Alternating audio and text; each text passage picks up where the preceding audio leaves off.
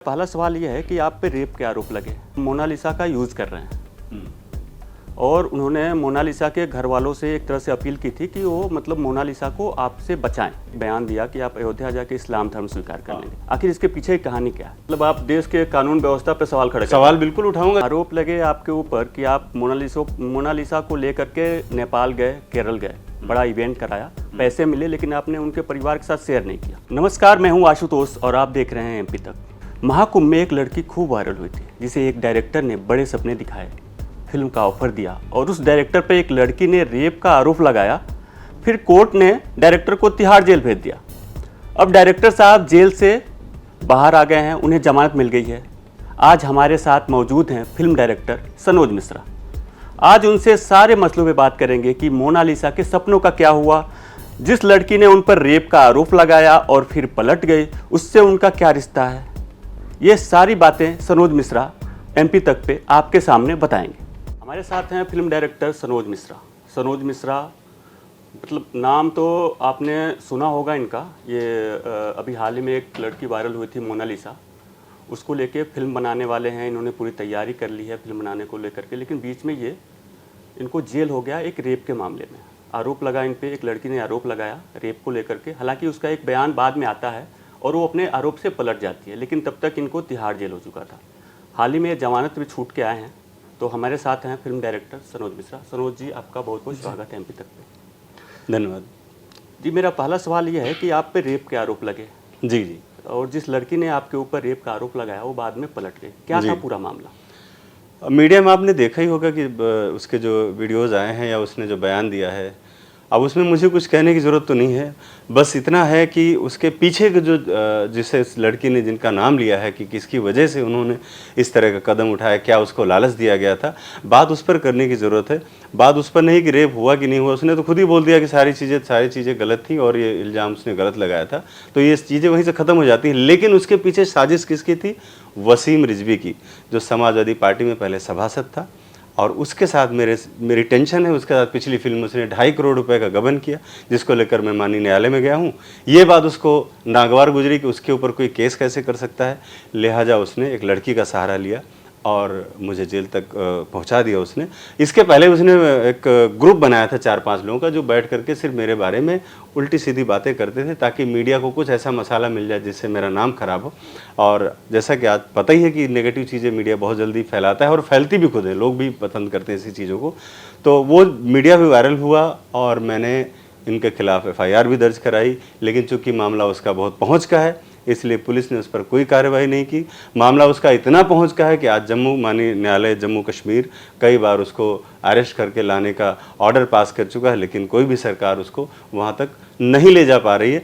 और वहीं मैं निर्दोष अभी जेल होकर के आया हूँ। यही आपके साथ। पिछले दिनों एक हमने इंटरव्यू किया था, इंडिया टुडे ग्रुप ने एक इंटरव्यू किया था। एक लखनऊ के प्रोड्यूसर हैं महरूफ, उन्होंने आरोप लगाया था कि आप मोनालिसा का यूज़ कर रहे हैं और उन्होंने मोनालिसा के घर वालों से एक तरह से अपील की थी कि वो मतलब मोनालिसा को आपसे बचाएं। तो इस पे आपका क्या कहना है? तो ये तो मोनालिसा और उसके घर वालों से आप पूछ लेते तो इसका सवाल का जवाब बहुत अच्छे से मिल जाता। अभी मोनालिसा ने मेरे ऊपर जो इल्ज़ाम लगाए गए थे उस पर भी उसका एक इंटरव्यू आया है, जबकि मैं तो उस समय जेल में था। मैं तो ये नहीं कहूँगी भाई इंटरव्यू दे दो अपना जाके या मेरे बारे में कुछ बोल दो। तो ये जो गंदी मानसिकता के लोग हैं, जो अपना जिनका खुद एक कचरे का दिमाग जिनका होता है, जो नहीं चाहते कि कोई आदमी आगे बढ़े, जो नहीं चाहते हैं, मतलब जलन उनको इतनी ज़्यादा है कि मैं अच्छा काम क्यों कर रहा हूँ, उनको जलन इतनी ज़्यादा है कि मैंने मोनालिसा जैसे गरीब बच्ची को उठाकर ट्रेनिंग दे रहा हूँ, उसको सिखा रहा हूँ, उसको आगे बढ़ाने की कोशिश कर रहा हूँ और मैं अपने मकसद में कामयाब हो रहा हूँ, मुझे पता है। तो ऐसे लोग जो जलने वाले हैं, ये लोग तो कुछ भी इल्ज़ाम लगा सकते हैं। इल्ज़ाम लगाने के लिए तो रेप का इल्ज़ाम ही लगाया, आपने देखा, और उसके बाद वो पलट भी गई, क्योंकि जिस व्यक्ति ने इल्ज़ाम लगवाया था उसने कहा था मैं तुम्हें हीरोइन बना दूंगा। ये नहीं बना पाएगा। और जैसे FIR दर्ज हुई उसका बयान बदल गया, जैसे उसने बयान बदला वैसे इसने भी बयान बदल गया। तो ये सब कुछ चलता वो जो लड़की थी जिसने आपके ऊपर आरोप लगाया था, उससे आपका क्या संबंध था? उसको आप कब से जानते हैं, क्या मामला था? हाँ देखिए, वो झांसी की रहने वाली है और मैं उसको करीब 2019 में मिला था। 2019 में उसने कोई ब्यूटी कॉन्टेस्ट किया था, उसने मुझसे फ़ीस मांगी थी कि मुझे उसमें फ़ीस जमा करनी, मेरे पास है नहीं, तो मैंने उसको पैसे भेज दिए थे। फिर उसके कुछ दिन बाद वो मुंबई आ गई और जॉब करने लगी और कहीं से गई उसने जॉब वॉब किया। उसके बाद मेरे साथ भी उसने काम किया, 2 फिल्मों में असिस्टेंट डायरेक्टर, मतलब गजनवी और the diary of West Bengal, 2 फिल्मों में से मैं एज असिस्टेंट डायरेक्टर काम किया। और इसके साथ ही मतलब वो एक मेरे फैमिली में भी जुड़ी रही, मेरे परिवार के साथ उसका रिश्ता रहा, क्योंकि हमारे साथ जो भी लोग हमारे साथ जुड़े हुए हैं, चाहे हमारे ऑफिस से जुड़े हों, प्रोफेशन से जुड़े हों या पर्सनल तरीके से जुड़े हों, सब मेरे लिए फैमिलियर ही होते हैं। तो घर आना जाना, लोगों से मिलना जुलना, और किसी तरह का कोई बाउंडेशन नहीं था, सब सारी चीज़ें बहुत आसानी से चली। तो मेरे ख्याल से 4-5 साल से मैं उसको जानता हूँ बहुत अच्छे से। अच्छा, ये जो अभी आप जब जेल से जमानत पे आप छूटे तो आपने एक बयान दिया कि आप अयोध्या जाके इस्लाम धर्म स्वीकार करेंगे। आखिर इसके पीछे की कहानी क्या है? इसके पीछे की कहानी ये है कि जब एक निर्दोष आदमी जो सनातन के लिए काम कर रहा है, धर्म के लिए काम कर रहा है, मेरी फिल्में आप उठा करके देख लीजिए, जिस समय में जो सरकारें हुआ करती थी, जब आप कुछ बोल भी नहीं सकते थे, आपको जेल हो जाती, उस वक्त भी मैंने सच की आवाज़ उठाई। पश्चिम बंगाल सरकार, ममता बनर्जी जी की सरकार पर कोई एक 2 मिनट की कोई डॉक्यूमेंट्री बनाकर दिखा देता मुझे, उस पर मैंने पूरी 2.5 घंटे की फिल्म बनाई और ये दिखाया कि किस तरह से हमारे देश के खिलाफ साजिशें हो रही हैं, किस तरह से लाकर लोगों को वहाँ पर बसाया जा रहा है, किस तरह से डायग्राम पूरा चेंज हो रहा है। इसके साथ साथ मैं राम जन्मभूमि पर, राम मंदिर मुद्दे पर, कश्मीर मुद्दे पर, सारे मुद्दों पर मैंने फिल्म बनाई। मेरे घर पर हमला हुआ, मैंने कभी किसी से कुछ नहीं मांगा कि भाई मुझे सुरक्षा दे दो, मुझे सरकार से कुछ मदद चाहिए, कभी नहीं मांगा मैंने। मुख्यमंत्री ममता बनर्जी की सरकार ने जब मेरे ऊपर तमाम सारे केस किए पिछली फिल्म के दौरान, तो भी मैंने कभी मैंने ही खुद झेला, मेरे परिवार ने झेला और मैंने ही झेला। तो अब जब इस स्टेज में कि सरकार अपनी है, जिसके लिए हम लोगों ने काम किया, इतने सालों तक काम किया, बचपन से लेकर अभी तक जिस विचारधारा के लिए काम किया, मैं कोई मंत्री ना कोई सांसद बनना है, ना मुझे कोई गवर्नर का पोस्ट चाहिए। मैं तो ये चाहता हूँ कि जो आवाज़ मैं उठा रहा हूँ, मेरे साथ कम से कम गलत तो ना हो। अब वो गलत भी हो रहा है और कोई सपोर्ट में भी नहीं आ रहा है, तो कम से कम मैं ऐसे लोगों के साथ जाऊँ जो मेरा सपोर्ट कर सकें। तो मैं उस समाज के साथ फिर कैसे रहूंगा, आप मुझे बताइए। तो मेरा ये कहना है कि वसीम रिजवी जिसको हाई कोर्ट माननीय न्यायालय ने कह रखा है कि इसको अरेस्ट किया जाए, फिर भी अरेस्ट नहीं हो रहा है, और एक निर्दोष आदमी बलात्कार के आरोप में जेल जाकर आ गया, निर्दोष, वो भी जो कि पुलिस ने उस पर जांच भी नहीं किया कि भाई पहले पता तो कर लें तथ्य है भी कि नहीं। एक लड़की ने कहा, उठा के जेल में डाल दिया, क्योंकि दिल्ली पुलिस की जो कार्य प्रणाली है वो कहीं से भी सही नहीं है। हजारों आदमी इसका शिकार है और बहुत आक्रोश है लोगों के बीच में, क्योंकि दिल्ली पुलिस पैसे कमाने में, लूट खसोट करने में, किसी भी तरह से माल कमा लेने में खाली लगी हुई है, और इसमें निर्दोष लोग पिस रहे हैं। इससे सरकार की एक छवि भी खराब हो रही है। और मैं जैसे आपने कहा कि मैं अयोध्या जाकर धर्म परिवर्तन करूँगा, तो ये मेरा अटल, मैं बोलता हूँ वो मैं करता हूँ। मैं कोई शोरबाजी करने वाला आदमी नहीं हूँ, मैं दिल से जीने वाला इंसान हूँ, और मेरा जो वक्तव्य है वो हमेशा अटल रहा है। मैं माननीय योगी आदित्यनाथ जी से, माननीय प्रधानमंत्री जी से, माननीय होम मिनिस्टर साहब से मैंने सबसे अरदास लगाई है कि अगर इस अपराधी को जेल नहीं भेजा गया तो ये मेरा प्रतिकार होगा, मतलब ये मेरा विरोध करने का तरीका होगा कि मैं जाकर जनेऊ तोड़ूंगा अयोध्या में। तो ये इसके लिए कोई मतलब समय सीमा आपने निर्धारित की है? नहीं, मैं अभी देख रहा हूँ, अभी 2-4 दिन में देख रहा हूँ, उसके बाद में समय निर्धारित करने के बाद में मैं सबको बताकर ही जाऊंगा।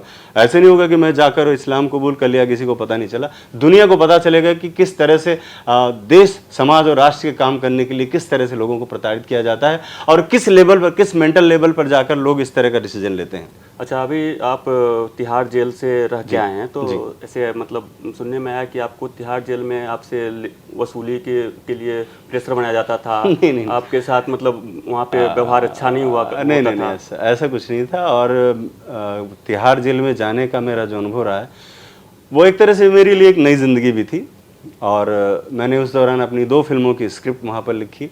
और इसके साथ साथ ही मैंने ये देखा कि जो हमारा सिस्टम है, जो कानून है, उसका बहुत ज़्यादा दुरुपयोग हो रहा है, क्योंकि 90% लोग मुझे वहाँ पर ऐसे मिले जो निर्दोष थे, जिन्हें फंसाया गया था, और एक तरह से कानून का मजाक उड़ाया गया था। एक आदमी विकलांग है जो खुद से चल नहीं सकता, उस पर आरोप है कि उसने कश्मीरी गेट से एक लड़की का अपहरण किया और 1 महीने तक उसके साथ जबरदस्ती बलात्कार किया। क्या यह संभव है? मतलब आप देश के कानून व्यवस्था पे सवाल खड़े? सवाल बिल्कुल उठाऊंगा, क्योंकि जो गलत है तो गलत बोलना तो मेरा शुरू, इसीलिए तो मैं मीडिया में रहा हूँ, इसीलिए मैंने सिनेमा अपना चुना कि अगर गलत को गलत तो कहूँगा मैं। अब आप ये बताइए कि एक विकलांग आदमी, क्या ये प्रासंगिक है क्या? ये तो सिर्फ ही हफ्ता वसूली हो गई, किसी को फंसा दो, पैसे वसूल लो, और किसी को भी इस तरह के इल्ज़ाम लगा के उसकी इज्जत उछाल दो, उसका करियर बर्बाद कर दो, भविष्य बर्बाद कर दो। वो तो यही है, जैसा कि मेरे साथ हुआ।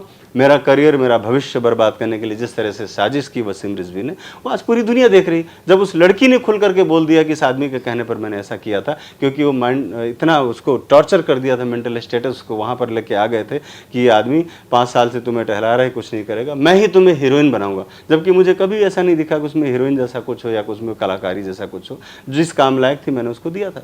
आप पे मतलब आरोप ये भी लगते हैं जी, जैसे हम लोगों की जब बात हुई थी मारूफ से, हमारे चैनल ने इंटरव्यू, ये कौन है मारूफ? मैं तो जानता ये फिल्म प्रोड्यूसर अपने आप भाई को कुछ बताते हैं। उनसे पूछ लो कौन सी फिल्म बनाई उन्होंने। तो इन्होंने आरोप लगाया कि आप फिल्म मतलब केवल डायरेक्ट करते हैं, रिलीज नहीं होती फिल्म। भाई मेरी सारी फिल्में रिलीज है, उनको ये पता होना चाहिए ना। आप उठा कर देख लो, आप गूगल पे मेरा नाम सर्च कर लो और देख लो, सारी फिल्मों के साथ सेंसर सर्टिफिकेट और रिलीज डेट भी उसमें होगी। तो ऐसे गधों पर बात करने का क्या फायदा फिर? चलिए छोड़िए, अब हम बात करते हैं मोनालिसा की। मोनालिसा जो कि एमपी से जुड़ी हुई है, खरगोन से है मोनालिसा। हाँ जी। और महाकुंभ के दौरान ये मतलब सोशल मीडिया की सनसनी बनी हुई थी जी। अभी आप उसको आपने the diary of Manipur film बनाने की सोची है उसके साथ। तो अभी मोनालिसा से जेल से छूटने के बाद आपकी मोनालिसा से बात हुई कोई? मेरी बात हुई और मेरे बराबर संपर्क में हम लोग थे, क्योंकि मेरी वाइफ और सब लोग फैमिली के लोग मेरे से जब मिलने आते थे तो कम्युनिकेशन था मेरा। और वहाँ से आने के बाद भी मैंने बात किया, उनके फादर से भी बात हुई, सबसे हुई। और हमारे यहाँ पर ट्रेनिंग सेंटर पर ही है अभी वो, और उनका प्रशिक्षण चल रहा है। और मेरे ख्याल से कल परसों मैं उनके साथ रहूँगा मैं। आरोप लगे आपके ऊपर कि आप मोनालिसा को लेकर के नेपाल गए, केरल गए, बड़ा इवेंट कराया, पैसे मिले, लेकिन आपने उनके परिवार के साथ शेयर नहीं किया। उनको तो परिवार से पूछ लो आपने, पैसे तो परिवार वालों की, मुझे कोई पैसा क्यों देगा? मैं तो खाली इसलिए साथ में था कि भाई लोगों को पता नहीं है, और मैं तभी तक साथ में हूँ जब तक वो अपने पैरों पर खड़ी नहीं हो जाती। जिस दिन वो चलना सीख जाएगी मैं उसी दिन, तो मैंने उसको भी बोल रखा है कि आपको जिस दिन लगता है कि आप पूरी तरह से समाज में फाइट करने के लिए तैयार हो, जो दुर्दांत समाज है, जिस तरह से यहाँ पर डाकू लुटेरे हैं सब, अगर आपको लगता है कि आप फाइट कर लोगे, वहीं तक मैं साथ हूँ। क्योंकि मैं ऐसा तो नहीं कि मेरी ज़िंदगी भर का कोई वो ले रखा है, हाँ, लेकिन मैं उसको उसके पैरों पर खड़ा करना चाहूँगा। और आरोप लगाने वाले लोग इस तरह के जो हैं उन पर मैं कोई टिप्पणी करना ही नहीं समझता हूँ। जब सीधे से ही बातचीत हो रही है, जब पार्टी जो है उसके और उसके फादर के बीच भी जो हो रहा है, एग्रीमेंट साइन हो रहा है, जब एग्रीमेंट साइन होगा तो पैसे कौन खा जाएगा? ये इस तरह की बेहूदी बातें जो लोग करने वाले हैं वो जलने वाले लोग हैं। वो सनोज मिश्रा से जलते हैं सिर्फ, क्योंकि उनको भी नहीं पता कि जो बोल रहे हैं आखिर बोल क्या रहे हैं। उनको ये मालूम होता है कोई इवेंट होता है उसका एग्रीमेंट होता है, या तो गधे हैं या तो अनपढ़ हैं, या तो उन्हें कुछ पता नहीं, खाली इल्ज़ाम लगा के किसी तरह से, ताकि उनका मीडिया में मेरे साथ नाम आ जाए, एक बार वायरल हो जाए, इसलिए ऐसे सवाल करते हैं। वो बेवकूफ़ी वाली बात है। चूंकि महाकुंभ में मोनालिसा बहुत ज़्यादा वायरल हुई थी, तो ऐसे भी आरोप लगे कि आप उसके सहारे अपने आप को फेमस करना चाहते हैं, तो इसके वजह से मोनालिसा के साथ आप फिल्म बनाने की आपने ऐलान कर दिया। क्योंकि मतलब बहुत सारे ऐसे सुंदर टैलेंटेड लोग हैं, किसी को मोनालिसा के अलावा किसी और के साथ भी आपने कभी मतलब सोचा था फिल्म बनाने के लिए? मैंने अभी तक 17 फिल्में बनाई है जो मोनालिसा के साथ नहीं है, पहली बात तो। दूसरी चीज़ ये है कि जब वायरल हुई थी लड़की, तो किसी एक आदमी ने, जो लोग सवाल इस तरह के उठाते हैं, किसी एक आदमी ने उससे घर में जाकर पूछा कि भाई आपको कोई तकलीफ है क्या? आपका बिजनेस, आपका धंधा कारोबार ठप हो गया, आपको कोई कष्ट है क्या? क्या आप स्वतंत्रतापूर्वक घर से बाहर निकल पा रहे हो क्या? क्या लोग आपको सिर्फ सेल्फी खींचने के लिए आपकी व्यक्तिगत ज़िंदगी को दांव पे नहीं लगा दिया है? किसी ने भी नहीं पूछा।